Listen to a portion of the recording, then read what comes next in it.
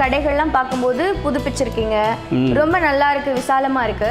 இந்த அளவுக்கு பிராண்ட் வந்து சென்னையில் ஆர்ஆர் பிரியாணியோட மைலேஜ் வந்து இப்போ குறைஞ்ச மாதிரி இருக்கு நிறைய. நான் இப்போ அந்த காலத்தில் தொடங்குறது அப்படியே இருக்குது. நான் தொடங்குற காலத்தில் வந்து தள்ளுவண்டியில் தொடங்குறேன். ஓகே. தொடங்கிட்டு எனக்கு ஆல்டர்ஸ் மேலே நான் வைக்கவே இல்லை கவனத்தை. பொருள் நல்லா இருக்கணும், அதிகம் ஏன் இன்வெஸ்ட்மெண்ட் பண்ணி நிறைய கரண்ட் பில்லு வரும், நிறைய செலவு பண்ணோம்னா பொருளை விலை குறைச்சி கொடுத்து அளவை கூட்டி கொடுக்கலாம். ரொம்ப கடன் பட்டு கடையை ஜொலிக்கு வச்சு ரேட்டை ஏற்றிக்கிட்டு அளவு குறைச்சிட்டு கூடாதுங்கிற எண்ணத்தில் ஒரு சைக்காலஜியில் அந்த காலத்தில் நான் அப்படி தொடங்கிட்டேன். ஓகே. ஆமாம், இப்போ இருக்கிற காலகட்டத்துக்கு ஏற்ற மாதிரி இப்போ இந்த கடைகளை இப்போ தான் உருவாகுது. ஓகே. அது வந்து பழசு, அதை புதுப்பிக்கணும், அந்த திட்டம் இருக்குது. ஓகே. விரைவில் அதை நாங்கள் செயல்படுத்துவோம்.